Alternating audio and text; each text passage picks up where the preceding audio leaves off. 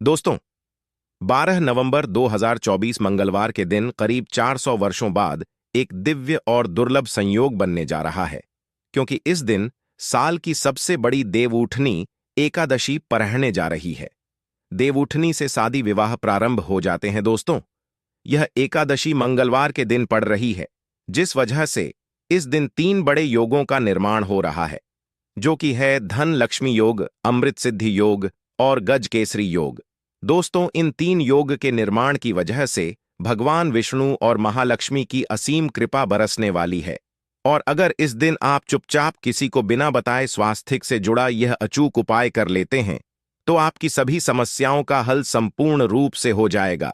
दोस्तों, एक साल में करीब 24 एकादशी पड़ती है और 12 नवंबर 2024 मंगलवार को देवउठनी एकादशी सभी एकादशी में से सबसे बड़ी मानी जाती है। इस दिन स्वास्थ्य से जुड़ा यह अचूक उपाय आपकी हर परेशानी को कर देगा, चाहे वह धन को लेकर हो या सेहत या संतान की प्राप्ति को लेकर। इसीलिए दोस्तों, वीडियो को आखिर तक जरूर देखें। और दोस्तों, अगर आप भी अपने जीवन में भगवान श्री हरि विष्णु की कृपा पाना चाहते हैं, तो इस वीडियो को लाइक करके कमेंट में जय श्री हरि जय मां लक्ष्मी लिखना ना भूले। दोस्तों, देवउठनी एकादशी का दिन श्री हरि विष्णु को और भोलेनाथ को समर्पित है। इस दिन जगत के पालनहार श्री हरि विष्णु अपनी 4 महीने की योग्य निद्रा से जागते हैं। इसके बाद से ही सभी मांगलिक काम आरंभ हो जाते हैं। इसके अलावा एकादशी भगवान विष्णु को प्रसन्न करने के लिए भी बेहद उत्तम मानी जाती है। इस दिन भगवान विष्णु को प्रसन्न करने के लिए कुछ लोग व्रत रखते हैं और पूजा करते हैं। इस दिन सच्ची श्रद्धा और भक्ति भाव से भगवान विष्णु की पूजा करने से सभी मनोकामना पूर्ण होती है। दोस्तों, स्वास्थिक अत्यंत प्राचीन का भारतीय संस्कृति में कल्या का चिन्ह समझा जाता रहा है। इसीलिए कि किसी भी शुभ काम को करने से पहले स्वास्थिक चिन्ह अंकित करके उसका पूजन किया जाता है। मान्यता है कि ऐसा करने से कामों में सफलता मिलती है, क्योंकि स्वास्थिक के चिन्ह को शुभता का चिन्ह समझा जाता है। इस तरह स्वास्थिक का अर्थ अच्छा या मंगल करने वाला ऐसा बताया गया है, में न वर्णित है। स्वस्तिक सर्वदा रुद्र, अर्थात सभी दिशाओं में सबका कल्याण हो। इस तरह स्वास्थ्य एक शब्द से किसी व्यक्ति या जाति विशेष का नहीं, परंतु संपूर्ण विश्व के कल्याण या वासुदेव की भावना निहित है। किसी भी शुभ काम को करने से पहले गणेश जी का नाम लेते हैं, और हिंदू धर्म में स्वास्तिक को गणेश जी का भी प्रतीक समझा जाता है। वैसे तो किसी भी शुभ काम को पहले स्वास्तिक बनाकर ही थाली में रखते हैं और पूजा करते हैं, क्योंकि ऐसा करने से में खुशियां बढ़ती हैं। स्वास्तिक में 4 तरह की रेखाएं होती हैं और इनका आकार भी एक समान ही होता है। रावेद की भाषा में स्वास्तिक को सूर्य का प्रतीक समझा गया है और उसकी 4 भुजाओं को उपमा दी गई है। पौराणिक मान्यता है कि 4 दिशाओं यानी पूर्व पश्चिम उत्तर दक्षिण की ओर यह 4 भुजाएं इशारा करती हैं, और हिंदू धर्म में इनको 4 वेदों से जोड़कर भी कहा जाता है, यानी ऋग्वेद, यजुर्वेद, अथर्व वेद और सामवेद। स्वास्तिक की 4 रेखा सृष्टि से रचनाकार भगवान ब्रह्मा के 4 सिरों को दर्शाती हैं, और 4 पुरुषार्थ यानी 4 आश्रम, 4 लोग, 4 देवों यानी ब्रह्मा, विष्णु, महेश और गणेश की तुलना भी की गई है। इसके मध्य में जो बिंदु है भगवान विष्णु की नाभि मानी जाती है, जिसमें से भगवान ब्रह्मा प्रकट होते हैं। और स्वास्तिक की 4 रेखाएं एक घड़ी की में चलती हैं, जो संसार की सही दी में चलने का चिन्ह है। यह है स्वास्थ्य महत्ता। इस एकादशी दिन घर के मुख्य द्वार पर शुभ मंगल चिन्ह स्वास्तिक स्वरूप बनाएं। आप चावल और कुमकुम की सहायता से बना सकते हैं, चावल और हल्दी के घोल से बना सकते हैं, या फिर कुमकुम यानी सिंदूर और घी, सिंदूर और तेल मिलाकर के भी बना सकते हैं। ऐसा करने से वास्तु दोष दूर हो जाता है। इससे मनोकामना हो की पूर्ति हो जाती, घर से क्लेश कलह बेचैनी दूर हो जाती है, तंत्र मंत्र क्रिया से भी रक्षा होती है। इसे शुभ काम के पहले अंकित किया जाता है, क्योंकि स्वास्तिक को मान सम्मान, सफलता और उन्नति का प्रतीक समझा जाता है। स्वास्तिक हर दिशा से देखने पर एक ही सम्मान लगता है। आपने उल्टा स्वास्तिक की देखा होगा, परंतु उल्टा स्वास्तिक के उपाय अलग होते हैं और सीधे स्वास्तिक के उपाय अलग होते हैं। अगर जीवन बहुत परेशानियां हो तो एकादशी के दिन तांबे या चांदी का स्वास्तिक प्राण प्रति करवाकर घर की चौखट पर लगवा दो। बाजार से अलग अलग साइज के मिल जाते हैं, उसे लाकर पूजा घर में रखकर पूजा करें। इससे घर में लक्ष्मी का वास हो जाता है।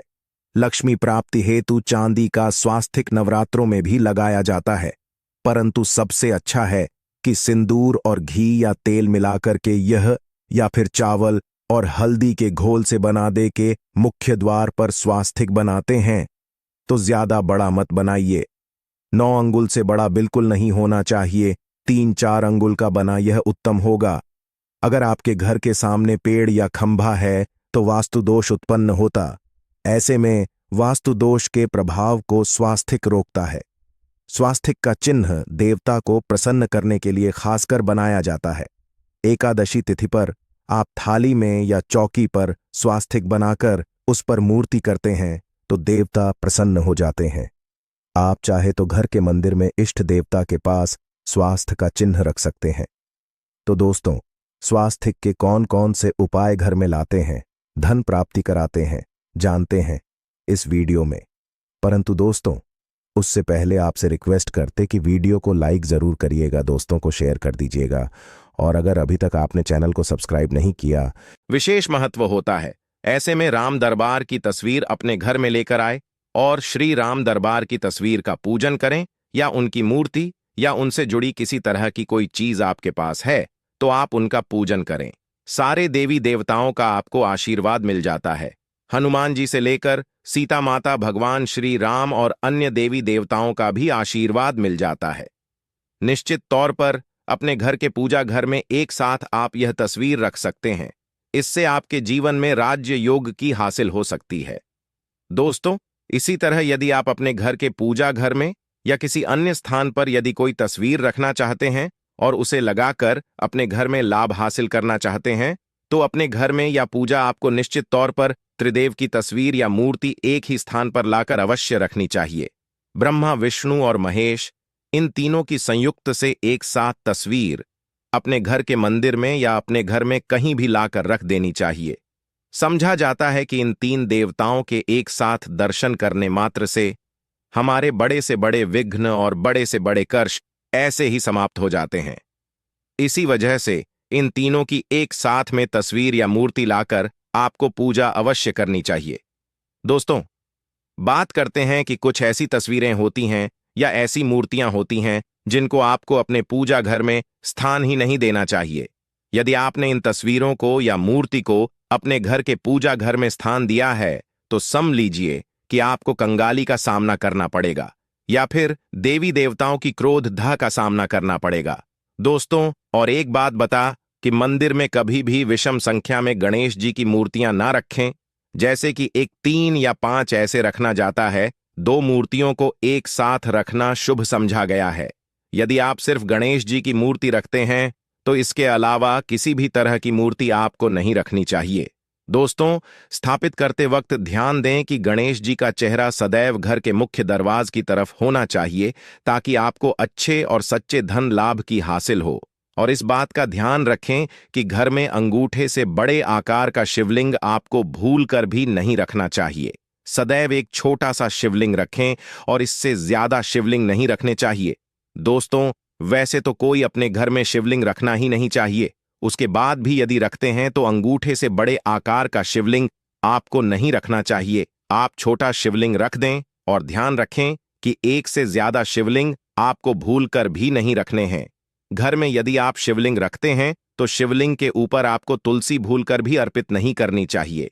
यदि आपने शिवलिंग रख लिया है और उस पर तुलसी अर्पण कर दी तो देवी देवताओं के का आपको सामना करना पड़ेगा। दोस्तों, मंदिर में यदि आप जी की तस्वीर रखना चाहते हैं, आप हनुमान जी के अनन्य भक्त हैं तो बैठे हुए हनुमान जी की मूर्ति ही रखें। उन्हें शिवा का 11 रुद्र अवतार समझा जाता है, इसलिए उनकी भी शिवलिंग की तरह ही मूर्ति रखें। साथ ही जो पति पत्नी होते हैं, नए वैवाहिक जीवन की शुरुआत करते हैं तो हनुमान जी की मूर्ति या तस्वीर को अपने कमरे में, अपने बेडरूम में आपको भूलकर भी नहीं रखनी चाहिए, अन्यथा इससे जीवन कई तरह के दोषों का सामना करना पड़ता है। दोस्तों, हनुमान जी ब्रह्मचारी हैं तो इस आपको अवश्य ध्यान रखना चाहिए दोस्तों। राधा कृष्णा की मूर्तियों को यदि आप जैसे अपने क्षण कक्ष में सोते हैं और उन्हें आपके बेर के सामने की तरफ रखा है, किक जैसे कि आप सुबह उठे और आपको उठते ही पहले उनके दर्शन हो जाए, तो समझ लीजिए कि आपका जीवन माला माल होने वाला है। किसी भी तरह का कोई दोहक धन की चिंता आपके जीवन में रहेगी दोस्तों। इसी तरह यदि माता दुर्गा की तस्वीर आप अपने घर में लेकर आना चाहते हैं और चाहते हैं कि माता दुर्गा की तस्वीर के माध्यम से आप जीवन में समृद्धि देखें, तो दोस्तों भूलकर भी आपको माता दुर्गा की क्रोधित अवस्था की तस्वीर, जैसे कि महाली की तस्वीर या फिर महिषासुर का वध करते हुए या क्रोधित अवस्था में माता लक्ष्मी की माता दुर्गा की तस्वीर लाकर आपको उनकी पूजा नहीं करनी चाहिए दोस्तों। सदैव और सुंदर मुख वाली तस्वीर ही अपने घर के अंदर लाकर पूजा करनी चाहिए। इसे बहुत ही शुभ और मंगलकारी समझा जाता है। दोस्तों इस बात का ध्यान रखें कि यदि आप अपने घर में मूर्तियां रखते हैं तो आपको इन पर भूलकर टूटे चावल नहीं चढ़ाने चाहिए, और बेहतर होगा कि आप हल्दी में चावल को पीला करके ही वह चावल चढ़ाएं, किंतु टूटे हुए चावल आपको भूकर भी माता लक्ष्मी को या अपने घर में देवी देवता नहीं चढ़ाने चाहिए। दोस्तों इसी तरह इस बात का भी ध्यान रखें कि अपने घर के मृत परिजनों की या पूर्वजों की तस्वीर मंदिर में स्थापित ना करें। ऐसा करना अशुभ समझा जाता है, और यदि आप ऐसा लगातार कर रहे हैं तो निश्चित तौर पर आपके परिवार के ऊपर दोष लग सकता है। पितरों का भी दोष सकता है। पितरों